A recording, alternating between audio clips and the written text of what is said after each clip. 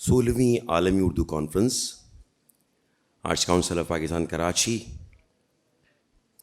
تیسرے روز کا یہ سیکنڈ لاسٹ سیشن ہے. اس کے بعد ہم مشاعرے کی طرف چلے جائیں گے. پڑھنت برصغیر میں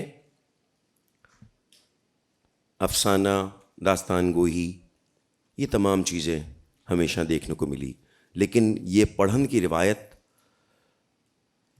انگلستان سے ہے، اور اسے یہاں لانے والے جنہوں نے برصغیر میں سے شروع کیا.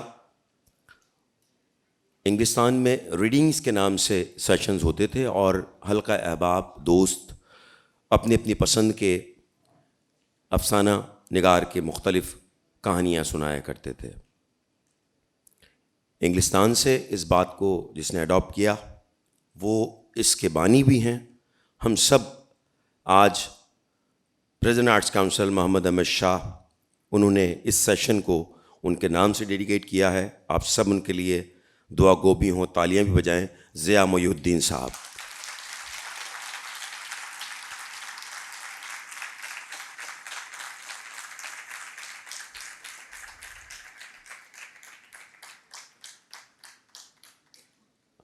ضیاء صاحب ایسے تناور اور پھلدار درخت لگا گئے جو آج دوسروں کو بہت خوبصورت اور بہت اچھی تربیت بھی دے رہے ہیں. ان کے لیے چھاؤں بھی میسر کرتے ہیں. پڑھنت کے سیشن میں سب سے پہلے جس برصغیر کے، جس اردو مزاح کے سب سے بڑے بلند آدمی جنہوں نے اسے شروع کیا، پنڈت رتن ناتھ سرشار صاحب، سب سے پہلے ان کے افسانے سے ہم شروع کریں گے. میں یہاں ملتمس ہوں آپ سب اس نوجوان کے لیے تالیاں بجائیں گے. بہت خوبصورت پڑھنت ہے، بہت خوبصورت پڑھتے ہیں. فواد خان.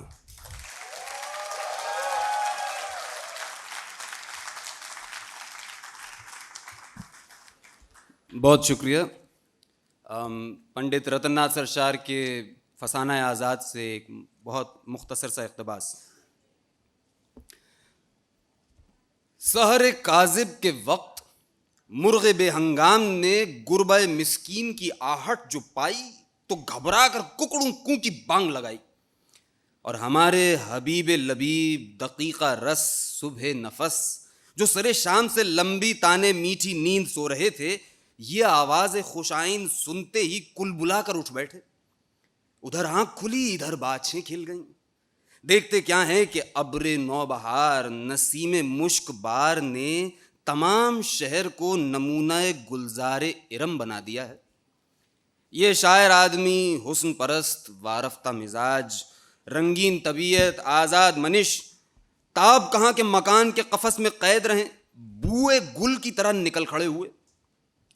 روشنی طبع کے صدقے ایک ایک قدم پر ایک ایک مصرع ریختہ موضوع ہوتا جاتا تھا. وہاں داد کون دے، خود ہی گردن ہلاتے جاتے تھے اور احسنت و مرحبا وغیرہ کلمات زبان پہ لاتے تھے اور خود ہی جھک جھک کر سلام کرتے تھے.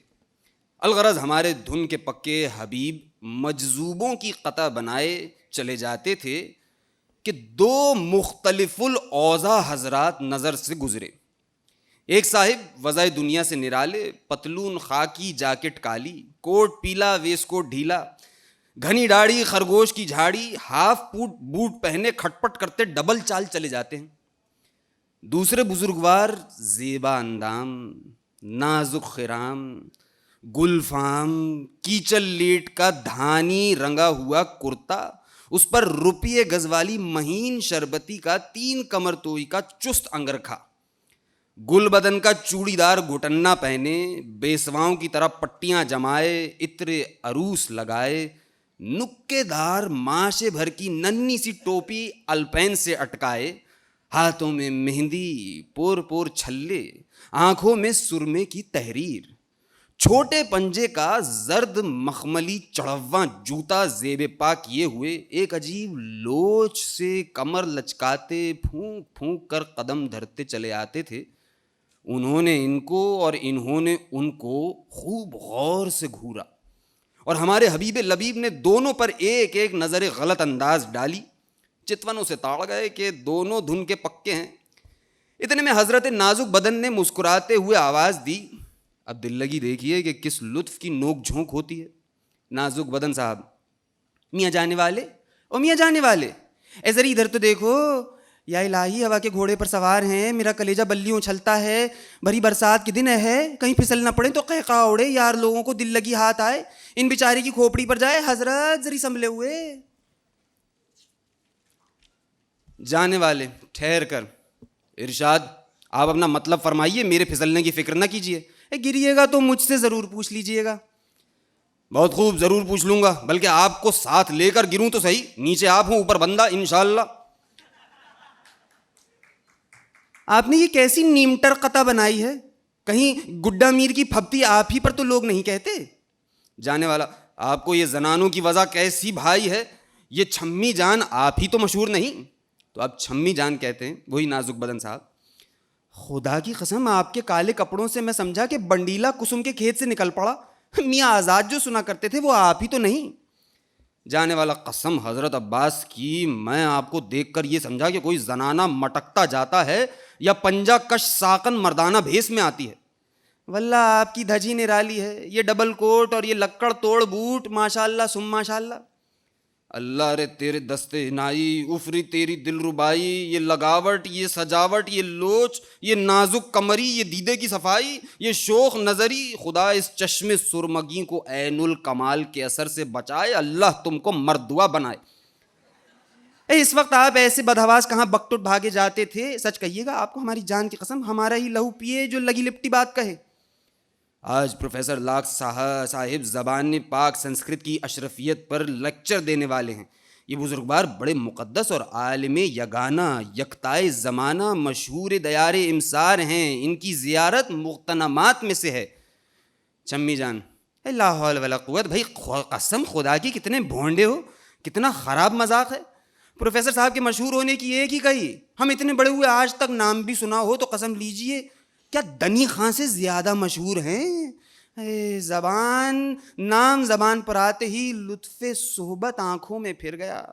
اور تو نہیں جانتا بھائی، جو کہیں تمہارے گھنگریالے بال ایک دفعہ بھی اس کی زبان سے سن لو تو عمر بھر نہ بولو. واللہ کیا ٹیپدار آواز ہے. بس یہ معلوم ہوتا ہے کہ کوئی بین بجا رہا ہے.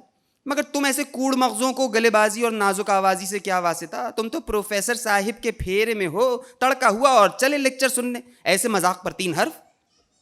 بندہ پرور، مجھے جو کچھ صلواتیں سنانا ہو سنا لیجئے، الو بنا لیجئے، مگر برائے خدا ایسے طبیب النفس، فخر بنی نو انسان، بلیغ نکتہ داں بزرگوار کے حق میں تو کلمات خرافات زبان سے نہ نکالیے.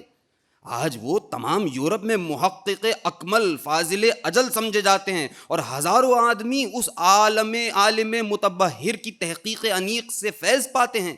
گوہر پا کہ تو از مدحت نامستغنیست، دست مشاتا چے با حسن خدا داد کند.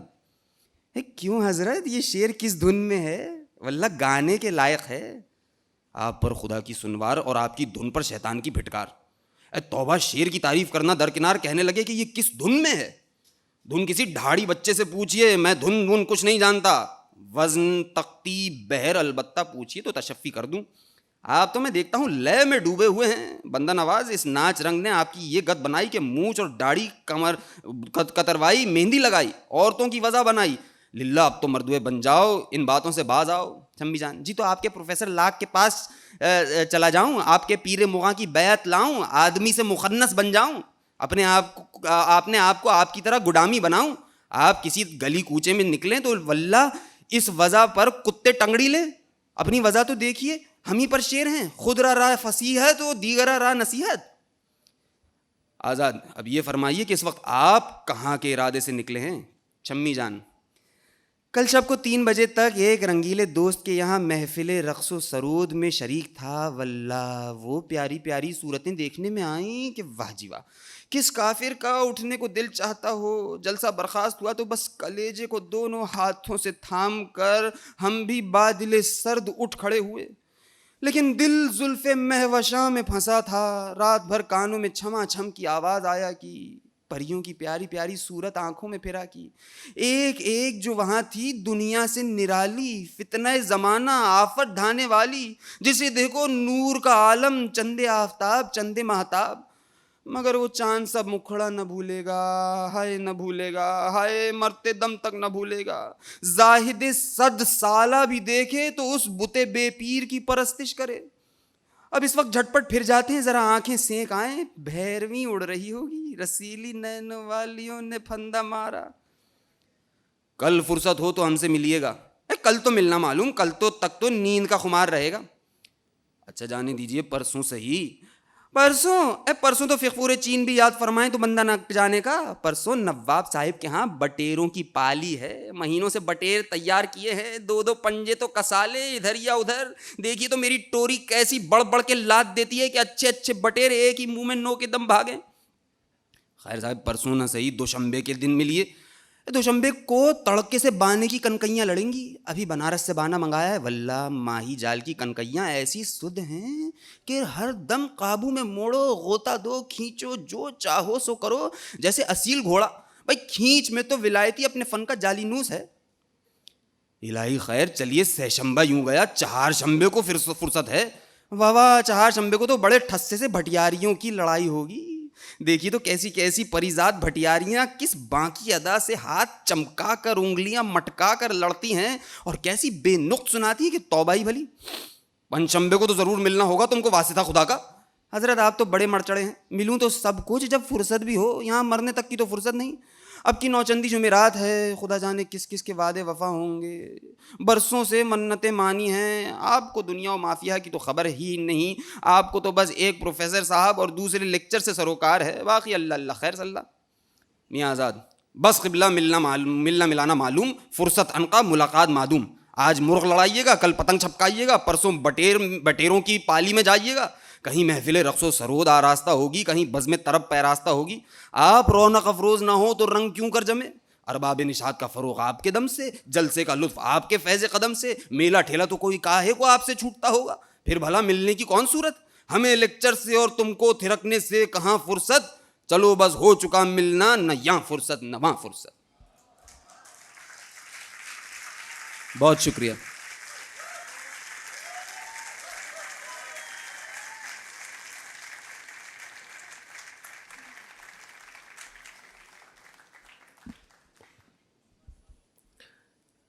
آپ کی تالیاں اس بات کی گواہی دے رہی ہیں کہ 16ویں عالمی اردو کانفرنس میں پڑھن کا یہ سیشن پچھلے کئی سالوں سے ہم 16 برسوں سے داستان گوئی بھی اور پڑھن بھی، لیکن آج ہم جن کے نام سے اس کو منسوب کر رہے ہیں وہ یہاں موجود ہوتے تھے. اور افتتاحی اجلاس میں یا اختتامی اجلاس میں پڑھنت ہوتی تھی ضیاء محی الدین صاحب کی. ابھی جو آپ کے سامنے نوجوان یہاں پر پڑھ کے جا رہے ہیں وہ سب ان کے شاگرد ہیں. تو ضیاء صاحب شکریہ کہ آپ نے اتنے ہونہار شاگرد ہمیں دیے.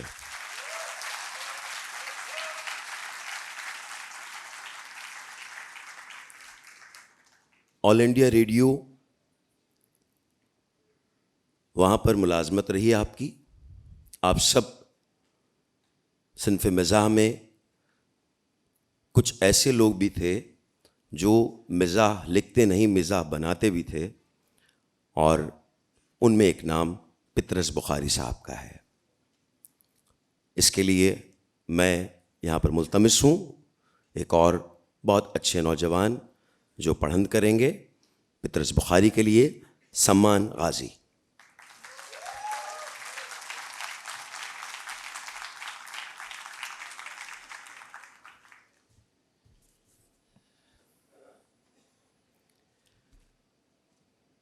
پطرس بخاری صاحب کا ایک مختصر سا مضمون پیش خدمت ہے. اس مضمون کا عنوان ہے بچے۔ یہ تو آپ جانتے ہیں کہ بچوں کی کئی قسمیں ہیں، مثلاً بلی کے بچے، فاختہ کے بچے وغیرہ، مگر میری مراد صرف انسان کے بچوں سے ہے، جن کی ظاہراً تو کئی قسمیں ہیں۔ کوئی پیارا بچہ ہے اور کوئی ننھا بچہ ہے، کوئی پھول سا بچہ ہے، کوئی چاند سا بچہ ہے، لیکن یہ سب اس وقت تک ہے جب تک برخوردار پنگوڑے میں سو رہا ہے۔ جہاں بیدار ہونے پر بچے کے پانچوں حواس کام کرنے لگے، بچے نے ان سب خطابات سے بے نیاز ہو کر ایک الارم کلاک کی شکل اختیار کر لی۔ یہ جو میں نے اوپر لکھا ہے کہ بیدار ہونے پر بچے کے پانچوں حواس کام کرنے لگ جاتے ہیں، یہ میں نے حکماء کے تجربات کی بنا پر لکھا ہے، ورنہ حاشا و کلا میں اس بات کا قائل نہیں۔ کہتے ہیں بچہ سنتا بھی ہے، دیکھتا بھی ہے، لیکن مجھے آج تک سوائے اس کی قوت ناطقہ کے اور کسی قوت کا ثبوت نہیں ملا۔ کئی دفعہ ایسا اتفاق ہوا ہے کہ روتا ہوا بچہ میرے حوالے کر دیا گیا ہے کہ بھائی ذرا اسے چپ کرانا۔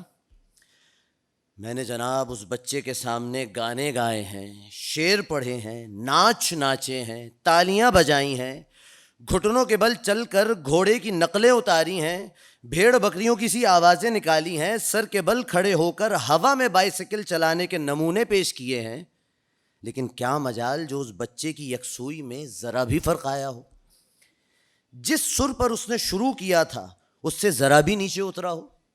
اور خدا جانے ایسا بچہ دیکھتا ہے اور سنتا ہے تو کس وقت؟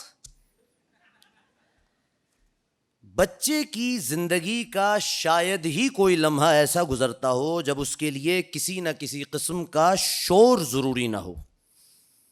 اکثر اوقات تو وہ خود ہی سامع نوازی کرتے رہتے ہیں، ورنہ یہ فرض ان کے لواحقین پہ عائد ہوتا ہے۔ ان کو سلانا ہو تو لوری دیجیے، ہنسانا ہو تو محمل سے فقرے، بے معنی سے بے معنی منہ بنا کر بلند سے بلند آواز میں ان کے سامنے دہرائیے، اور کچھ نہ ہو تو شغل بیکاری کے طور پر ان کے ہاتھ میں ایک جھنجھنا دے دیجیے۔ یہ جھنجھنا بھی کمبخت کسی بیکار کی ایسی ایجاد ہے کہ کیا عرض کروں، یعنی ذرا سا آپ ہلا دیجئے لڑکا ہی چلا جاتا ہے، اور جب تک دم میں دم ہے اس میں ایسی بے سری کرخت آواز متواتر نکلتی رہتی ہے کہ دنیا میں شاید اس کی مثال محال ہے۔ اور جو آپ نے مامتا یا باپتا کے جوش میں آ کر برخوردار کو ایک عدد وہ ربڑ کی گڑیاں منگوا دی جس میں ایک بہت ہی تیز آواز کی سیٹی لگی ہوتی ہے، تو بس پھر خدا حافظ۔ اس سے بڑھ کر میری صحت کے لیے مضر چیز دنیا میں اور کوئی نہیں، سوائے شاید اس ربڑ کے تھیلے کے جس کے منہ پر ایک سیٹی دار نالی لگی ہوتی ہے اور جس میں منہ سے ہوا بھری جاتی ہے۔ خوش قسمت ہیں وہ لوگ جو والدین کہلاتے ہیں، بدقسمت ہیں تو وہ بیچارے جو قدرت کی طرف سے اس ڈیوٹی پر مقرر ہوئے ہیں کہ جب کسی عزیز یا دوست کے بچے کو دیکھیں تو ایسے موقع پر ان کے ذاتی جذبات کچھ ہی کیوں نہ ہوں، وہ یہ ضرور کہیں کہ کیا پیارا بچہ ہے۔ میرے ساتھ کے گھر ایک مرزا صاحب رہتے ہیں، خدا کے فضل سے 6 بچوں کے والد ہیں۔ بڑے بچے کی عمر 9 سال ہے، بہت شریف آدمی ہیں۔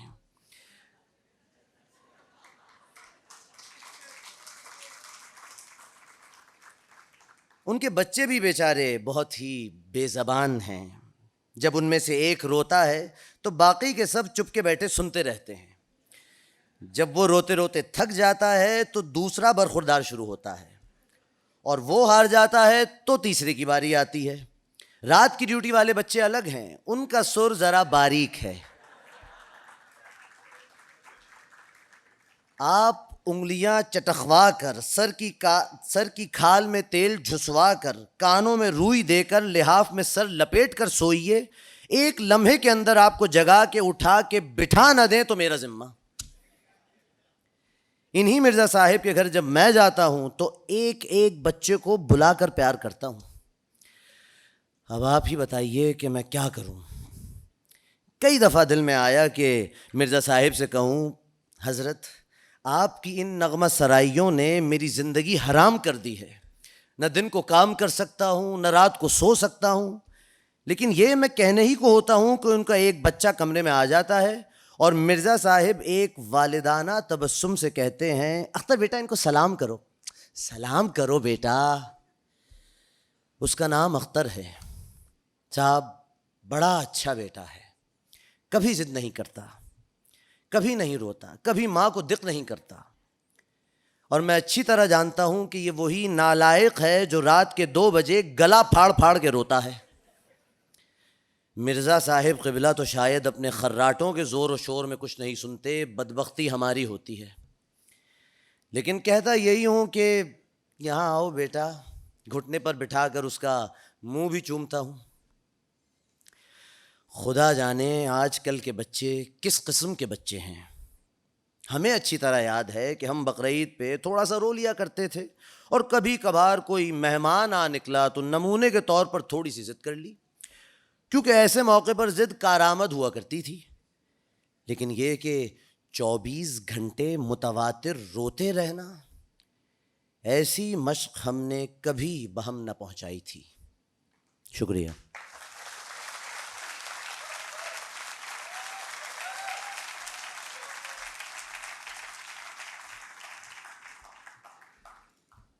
بہت شکریہ.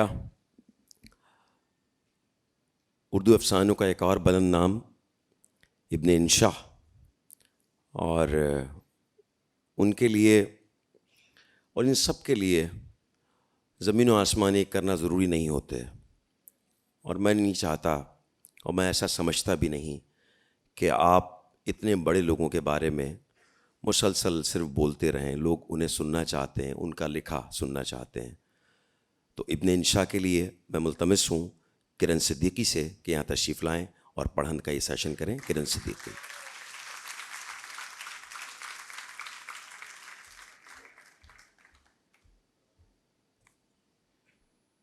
ابن انشا کی تحریر ہے جس کو انہوں نے سقوط ڈھاکہ کے بعد لکھا تھا، تو جن حالات و واقعات کا اس میں ذکر ہے وہ کچھ اسی سے متعلق ہے. تحریر کا عنوان ہے ایک ہدایت نامہ پیارے ہم وطنوں کے لیے. جب کبھی ہم ملک سے باہر قدم نکالتے ہیں، پیچھے کوئی نہ کوئی خرابی ہو جاتی ہے. لوگ ہماری غیر حاضری کا فائدہ اٹھانا شروع کر دیتے ہیں. 1967 کے اواخر میں ہم نے یہ سوچ کر کہ یہ ملک اب نوزائیدہ نہیں رہا، ماشاء اللہ بالغ اور ہوش مند ہو گیا ہے، ہم ایک دورے پر نکل گئے. سنگاپور بھی نہ پہنچے تھے کہ لڑکوں کے ہڑتالیں کرنے کی اطلاعیں آنے لگی. ہم نے سوچا کوئی بات نہیں، نہ سمجھیں، ہم واپس جا کر سمجھا دیں گے. لیکن ہانگ کانگ پہنچنے پر معلوم ہوا کہ بڑی عمر کے لوگ بھی بیانات دینے لگ گئے ہیں، جلوس نکل رہے ہیں، لاٹھی چارج ہو رہا ہے. یہ سچ ہے کہ ہم وہاں سے لوٹ آتے تو صورتحال کی اصلاح کر سکتے تھے. اس ملک میں کوئی ہمارے کہنے سے باہر تھوڑا ہی ہے، لیکن یہ ہمارے اصول کے خلاف ہوتا. ہم قدم آگے بڑھا کر پیچھے ہٹانے کے قائل نہیں.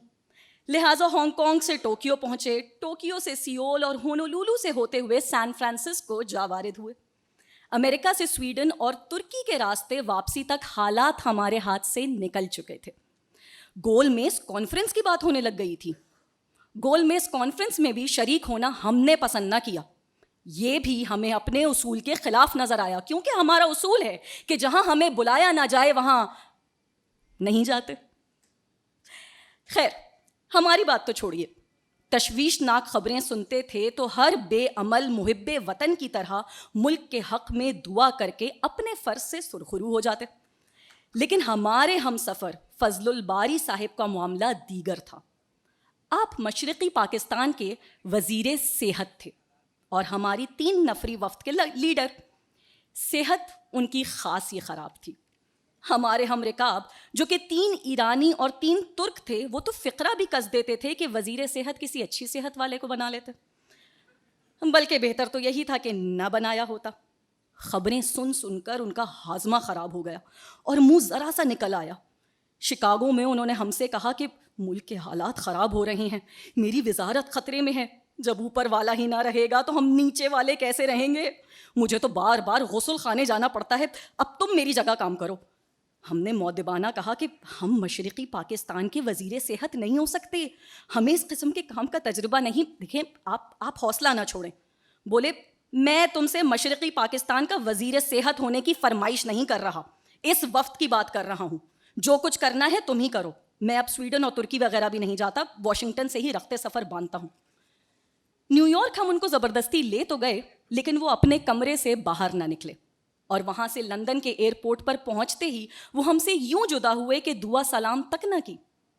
ان کی وزارت کے ساتھ شب ماند, شب دیگر, نمی ماند کی واردات ہوئی. گویا وہ سیاسی بصیرت سے ایسے محروم نہ تھے جیسا کہ صحت سے تھے. چونکہ آج ہمیں سفر تازہ درپیش ہے, لہٰذا ہم اپنے پیارے ہم وطنوں کی رہنمائی کے لیے ایک ہدایت نامہ چھوڑے جا رہے ہیں. ان کو چاہیے کہ سچے مسلمان بنیں. اگر ہماری موجودگی میں کسی وجہ سے نہیں بن سکتے تو ہمارے بعد بنیں. سچ بولیں, پورا تولیں, قوم اور ملک کے لیے ایثار کریں. اس کے لیے وہ چاہیں تو ہماری مثال اپنے سامنے رکھ سکتے ہیں, ہمیں کوئی اعتراض نہ ہوگا. اپنی زندگی کو اسلام کے سانچے میں ڈھالیں, اسلام کو اپنی زندگی کے سانچے میں نہ ڈھالیں. رمضان شریف کی آمد ہے. اب ہم تو خیر سفر میں ہیں اور ہم پر مسافرت کے احکام کا اطلاق ہوگا, لیکن اہل وطن کو ہماری تاکید ہے کہ ایک تو رمضان شریف کے دوران شراب خانے بند رہنے چاہیے. جس کے پاس ڈاکٹر کا سرٹیفکیٹ ہے کہ اگر اس بیچارے نے شراب نہ پی تو اس کی صحت تباہ ہو جائے گی, اس کو چاہیے کہ 2-4 بوتلیں پہلے سے خرید کر رکھ لے. ہاں, جو لوگ شراب نہیں پیتے وہ یہ احتیاط کریں کہ دن میں ایسے ہوٹلوں میں نہ جائیں جو پردے نہیں گراتے. صرف ایسے ہوٹلوں میں جائیں جو رمضان شریف کے احترام کے آداب جانتے ہیں, اور باہر نکلیں تو اچھی طرح منہ پونچھ لیں. ان اونچی باتوں اور موضع حسنہ کے بعد بعض مقامی ہدایتیں بھی بہت ضروری ہیں. ہمارا علاقہ جیسا کہ ہم چھوڑ کر جا رہے ہیں ویسا ہی ہمیں واپس ملنا چاہیے. ناظم آباد کی بڑی سڑک کو توڑ کر چند ہفتے پہلے جو پتھروں کی ڈھیریاں لگا دی گئی تھیں وہ ہمارے آنے تک لگی رہنی چاہیے. وہ بہت اچھی بلکہ رومانٹک معلوم ہوتی ہیں. ہم نے تو اپنے دوستوں کو اور ملنے والوں کو یہ شعر تک لکھ بھیجا ہے کہ انہی پتھروں پر چل کے اگر آ سکو تو آؤ, انہی پتھروں پر چل کر اگر آ سکو تو آؤ, میرے گھر کے راستے میں کوئی راستہ نہیں ہے.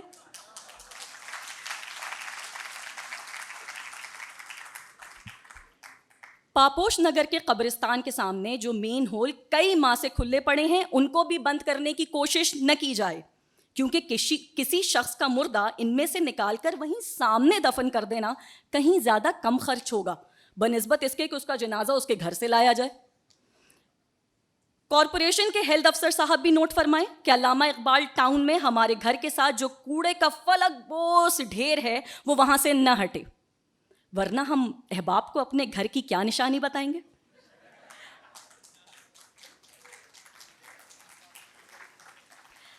اب تو لوگ دور دور سے بلا کسی دریافت کے محض بو سونگھتے ہوئے وہاں پہنچ جاتے ہیں. ادب اور آرٹ کے بارے میں بھی آپ لوگ ہماری ہدایات کے منتظر ہوں گے. ہمیں اس بارے میں زیادہ کچھ نہیں کہنا. مشاعرے جاری رہنے چاہیے تاکہ زبان کی صفائی ہوتی رہے. صفائی سے مطلب یہ نہیں کہ ادب کے میدان میں بالکل ہی جھاڑو دے دی جائے, بلکہ سیقل کرنے کی طرف اشارہ ہے. آرٹ کونسل کو ہماری ہدایت ہے کہ تجریدی مصوری کی نمائش جاری رکھی جائے تاکہ لوگوں کا دل ملکی مسائل سے ہٹا رہے جن پر غور کرنے کا ہمارے نزدیک کچھ فائدہ ہے بھی نہیں. ہم تجرید کے قائل آرٹسٹوں سے بھی زیادہ ہیں.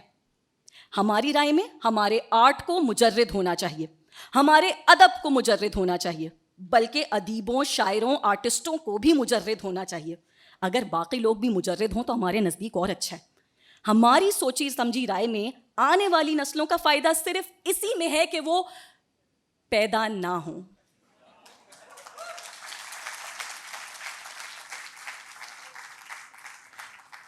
مسائل تو اور بھی رہے جا رہے ہیں, مثلاً انتقال اقتدار کے مسئلے پر ہماری رائے, لیگوں کے ادغام کے بارے میں ہمارے خیالات وغیرہ, لیکن اخبار میں ان پر لکھنا ٹھیک نہیں. ہمارے پیش رو کویراج حکیم ہرنام داس BA, مصنف ہدایت نامہ خاوند, ہدایت نامہ بیوی، ہدایت نامہ والدین وغیرہ سب کچھ متن میں نہیں لکھ دیتے تھے، بلکہ کتاب کے اندر ایک لفافہ رکھ دیتے تھے اور وہی پوری کتاب کی جان ہوتا تھا۔ ہم نے بھی مذکورہ بالا موضوعات پر لفافے تیار کر رکھے ہیں جو کہ 10 روپے کا منی آرڈر بھیج کر ہم سے مفت طلب کیے جا سکتے ہیں۔ اب 10 روپے کی شرط اس لیے کہ صرف ضرورت مند حضرات طلب کریں، ورنہ لوگ بے ضرورت بھی لے لیتے ہیں کہ مفت کا ہے اور پھر پھینک دیتے ہیں۔ بہت بہت شکریہ۔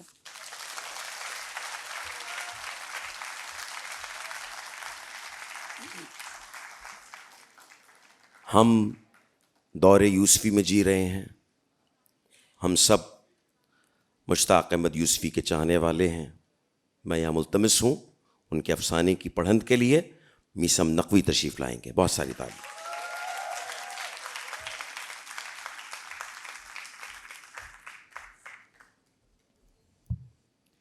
آداب، مہربانی، کرم۔ سرکار، سلسلہ ایسا ہے کہ یوسی صاحب کی کتاب آب گم سے ایک مضمون آپ کے سماعتوں کی نظر۔ یادش بخیر ذکر ہمارے یار طرحدار بشارت علی فاروقی کے خسر کا ہے، لہٰذا تعارف کچھ انہی کی زبان سے اچھا معلوم ہوگا۔ ہم نے تو بارہا سنا، اب آپ بھی سنیے۔ وہ ہمیشہ سے میرے کچھ نہ کچھ لگتے تھے،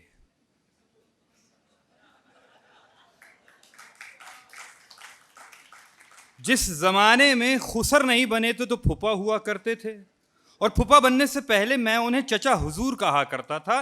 اس سے پہلے بھی یقیناً وہ کچھ نہ کچھ لگتے ہوں گے، مگر اس وقت تک میں نے بولنا نہیں سیکھا تھا۔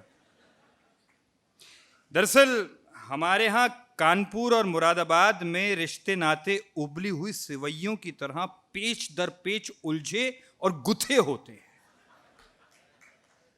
ایسا جلالی، ایسا مغلوب الغضب آدمی زندگی میں نہیں دیکھا۔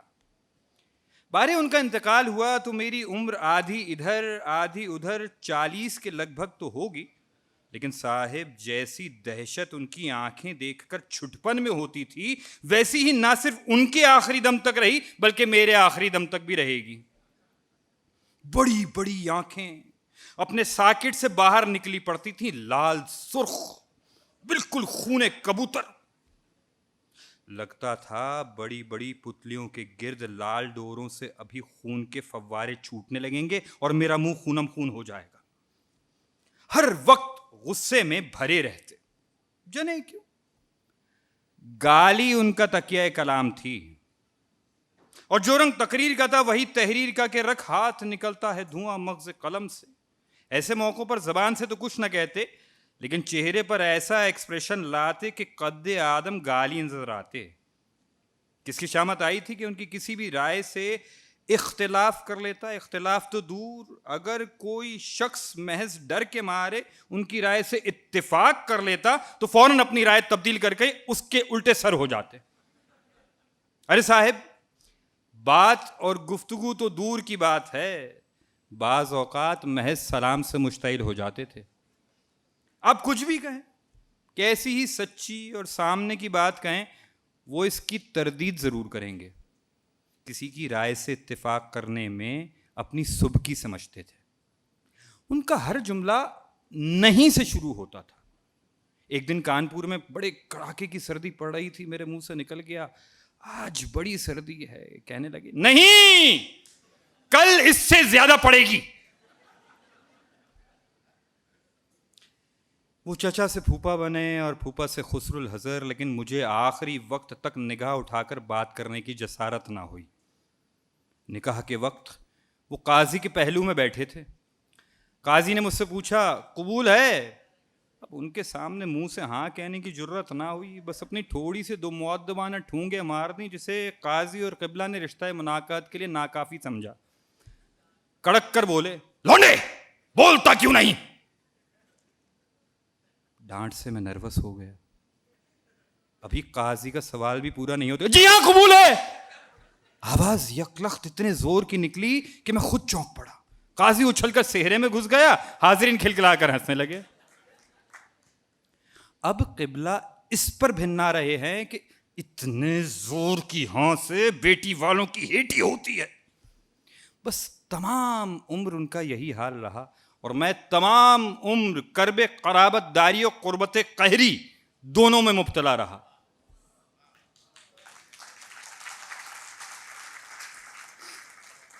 حالانکہ اکلوتی بیٹی بلکہ اکلوتی اولاد تھی اور بیوی کو شادی کے بڑے ارمان تھے, لیکن قبلہ نے مائیوں کے دن عین اس وقت جب میرا رنگ نکھارنے کے لیے ابٹن ملا جا رہا تھا کہلا بھیجا, دولہا میری موجودگی میں اپنا منہ سہرے سے باہر نہیں نکالے گا, 200 قدم سواری سے اتر جائے گا پہلے اور پیدل چل کر عقد گاہ تک آئے گا. عقد گاہ انہوں نے اس طرح کہا جیسے اپنے فیض صاحب قتل گاہ کا ذکر کرتے ہیں.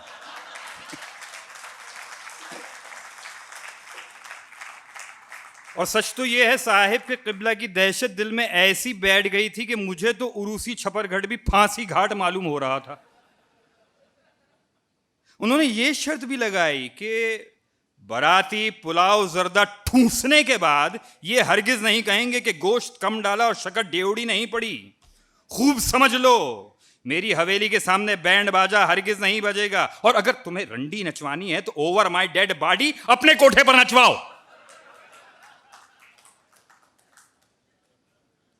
کسی زمانے میں راجپوتوں اور عربوں میں لڑکی کی پیدائش نحوست اور قہر الہی کی نشانی تصور کی جاتی تھی. ان کی غیرت یہ کیسے گوارا کرتی کہ ان کے گھر برات چڑھے. داماد کے خوف سے وہ نوزائیدہ لڑکی کو زندہ گاڑ آتے تھے. قبلہ اس وحشیانہ رسم کے خلاف تھے, وہ داماد کو زندہ گاڑ دینے کے حق میں تھے.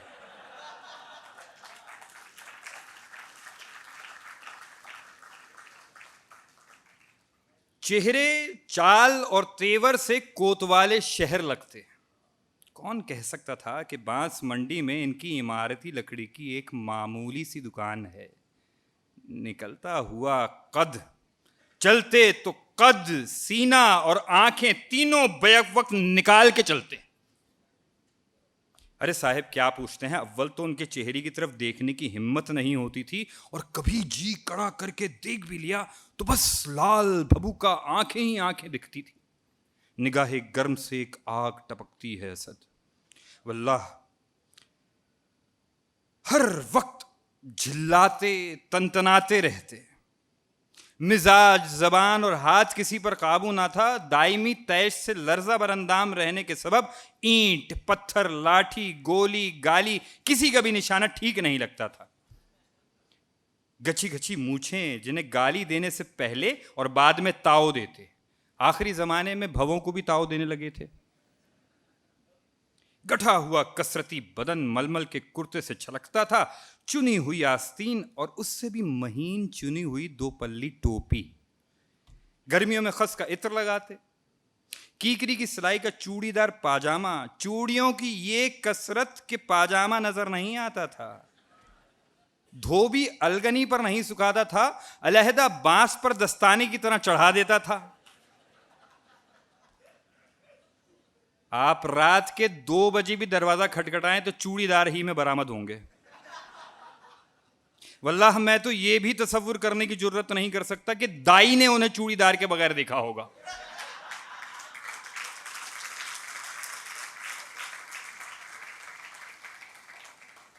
بھری بھری پنڈلیوں پر خوب کھپتا تھا. ہاتھ کے بنے ریشمی ازار بند میں چابیوں کا گچھا جھنجھناتا رہتا. جو تالے برسوں پہلے بیکار ہو گئے تھے ان کی چابیاں بھی اس گچھے میں محفوظ تھیں. حد یہ ہے کہ اس تالے کی چابی بھی تھی جو 5 سال پہلے چوری ہو گیا تھا. اس چور کا برسوں چرچا رہا, اس لیے کہ چور صرف تالا, پہرا دینے والا کتا اور ان کا شجرہ نسب چرا کر لے گیا تھا.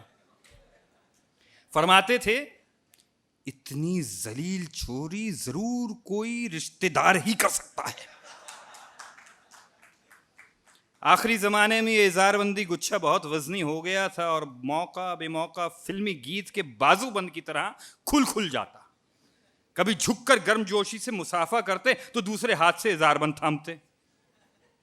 مئی جون میں ٹیمپریچر جب 110 ڈگری سینٹی گریڈ ہو جاتا اور منہ پر لو کے تھپیڑے پڑنے لگتے تو پاجامے سے ایئر کنڈیشننگ کر لیتے. مطلب یہ کہ چوڑیوں کو گھٹنوں گھٹنوں پانی میں بھگو کر سر پر انگوچھا ڈالے تربوز کھاتے. خس خانہ و برفاب کہاں سے لاتے؟ اس کے محتاج بھی نہ تھے.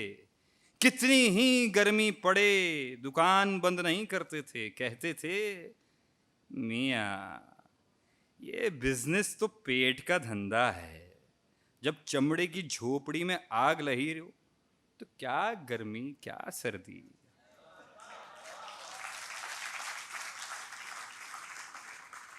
اس کے باوجود وہ کھینچا کھینچا دوبارہ انہی کی دکان کے پاس آتا، اس لیے کہ جیسی عمدہ لکڑی وہ بیچتے تھے ویسی سارے کانپور میں کہیں نہیں ملتی تھی. فرماتے تھے ارے داغی لکڑی بندے نے آج تک نہیں بیچی. لکڑی اور داغدار؟ ارے داغ تو دو ہی چیزوں پر سجتا ہے، دل اور جوانی.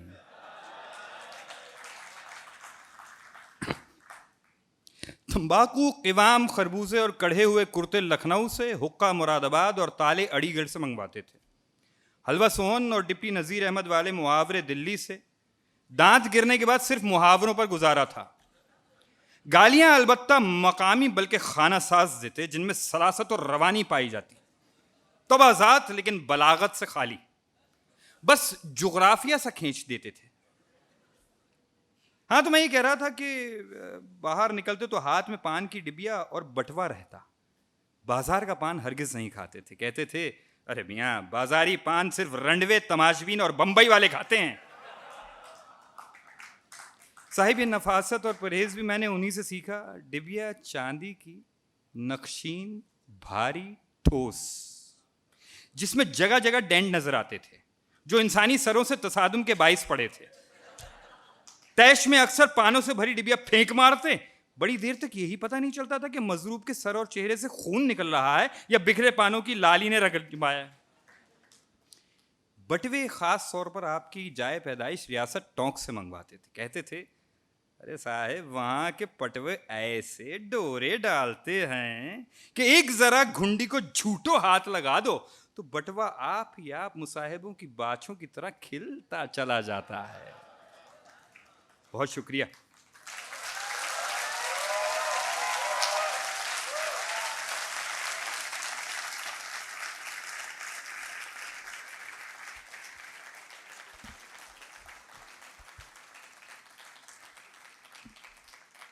پڑھن کے سیشن میں نہیں، ابھی بات ختم نہیں ہوئی، بیٹھ جائیے. پڑھن کے سیشن میں ہم نے جہاں ان نگینوں کو یاد رکھا ہے اور یاد کیا ہے، ہم افسانوں سے ہٹ کے دو ایسے معروف مزاح کے شاعر انہیں بھی یاد کر رہے ہیں. اس میں ضمیر جعفری صاحب اور دلاور فکار صاحب. اپنی نوعیت کے بر صغیر کے یہ دونوں بڑے نام ہیں. ان کے لیے میں جنہیں یہاں دعوت دوں گا، دراصل وہ پڑھن اور پڑھن کا کیا انداز تھا دلاور صاحب کا، دلاور فکار صاحب کا اور ضمیر جعفری صاحب کا، اسی انداز میں وہ پڑھنت ہوگی جس انداز میں وہ کیا کرتے تھے. اور اس سے پہلے میں چاہوں گا ذاتی حیثیت میں کہ ضیاء محی الدین صاحب کے انداز میں بھی کچھ ہمیں سنائیں. آپ کی بہت ساری تالیاں. سید نصرت علی.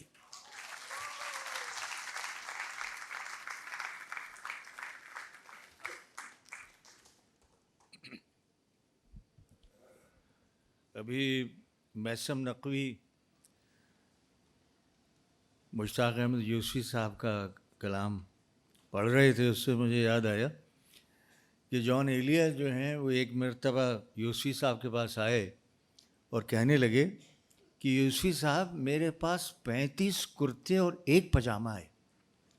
تو یوسفی صاحب کہنے لگے وہ پاجامہ بھی کسی کو بخش دیجیے تاکہ ایک طرف سے تو یکسوئی حاصل ہو جائے آپ کو. اچھا، مجھ سے گزارش ہے کہ چونکہ آج کا پروگرام ضیاء الدین صاحب سے، تو ان کے انداز میں ایک شعر پڑھتا ہوں، پھر مجھے جو آگے پڑھنا ہے وہ آپ کے سامنے پڑھتا ہوں. اسے کیوں ہم نے دیا دل جو ہے بے مہری میں کامل، جسے آتا نہیں آنا غم و حسرت کا مٹھانا، جسے کہتا ہے زمانہ بت بے مہر دغاباز فسوں پیش ستم ساز. اسی خیال میں دے ہم نظر اٹھی تو دیکھا کہ چلا آتا ہے وہ ظہر جبیں ماہ مبیں ساتھ مگر کوئی نہیں. ہم نے جو پوچھا کہ اس وقت کہاں، تو اس نے کہا کہ تو مفتی ہے یا قاضی؟ ہم نے کہا کچھ نہیں باجی. اور بت دل شکن یہ بنائے کن کے ہیں سحر کن تیرے گھونگرو، گیا سینہ چھن گیا دل بھی چھن جو یہ بولے چھن تیرے گھونگرو. یہ تھا ان کا انداز.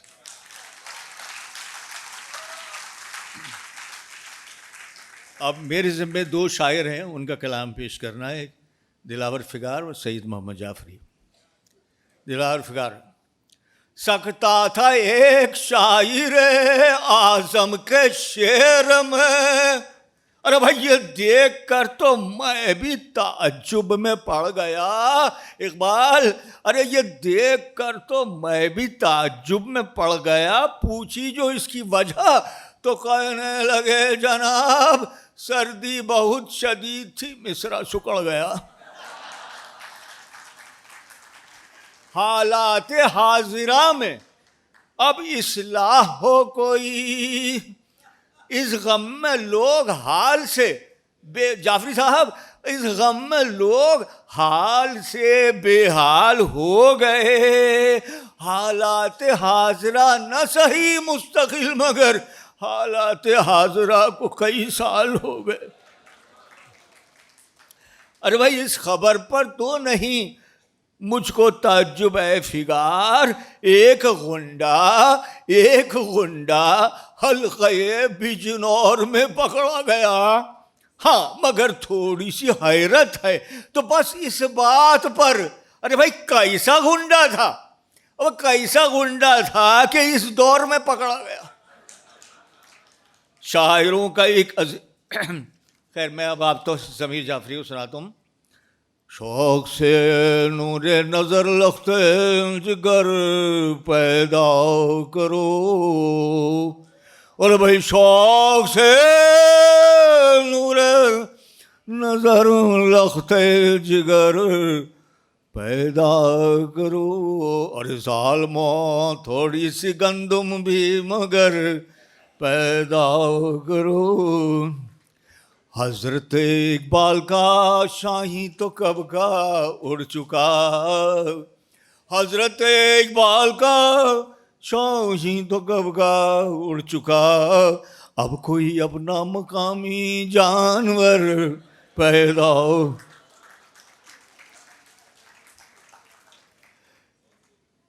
ضمیر جعفری صاحب کا ایک اور: وہ دیکھو اکھڑا اکھڑا ایک ناڑی گھڑ سواروں یا، یہ پاکستان کی فلموں کے ہیرو کے بارے میں لکھا ہے. وہ دیکھو اکھڑا اکھڑا ایک ناڑی گھڑ سواروں یا، کہ اس پر تو ترس آیا مگر گھوڑے پہ پیارا یا، اور نہ جانے کتنی کنیاؤں سے عہد استواری ہے، نہ جانے کتنی کنیاؤں سے عہد استواری ہے، کہ ہیرو اپنی فطرت میں نہ نوری ہے نہ ناری.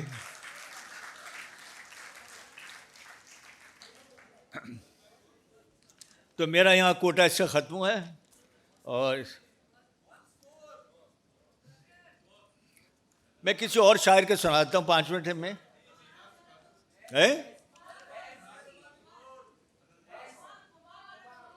خمار وہ ہمیں جس قدر آزماتے رہے، وہ ہمیں جس قدر آزماتے رہے، اپنی ہی مشکلوں کو بڑھاتے رہے، وہ ہمیں جس قدر یاد کرنے پہ بھی دوست آئے نہ یاد، دوستوں کے کرم یاد آتے رہے، وہ ہمیں جس قدر. منیر نیازی: ہمیشہ دیر کر دیتا ہوں میں.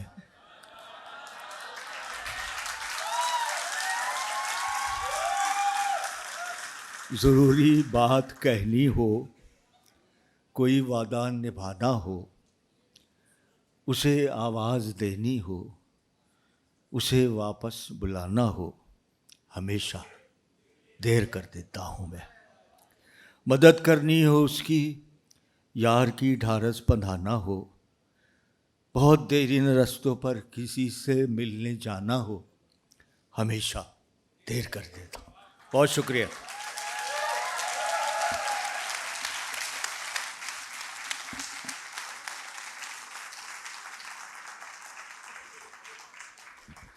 اردو مزاح کی پڑھنت یہ سیشن 16ویں عالمی Urdu conference arts council of Pakistan میں آپ اس وقت موجود ہیں، اور یہ سیشن اختتام ہو گیا ہے. ہم اگلے سیشن کی طرف اگر آپ جانا چاہتے ہیں تو عالمی مشاعرہ ہے باہر. اس کے ساتھ ہی اپنے میزبان نعمان خان کو اجازت دیجیے. اللہ حافظ.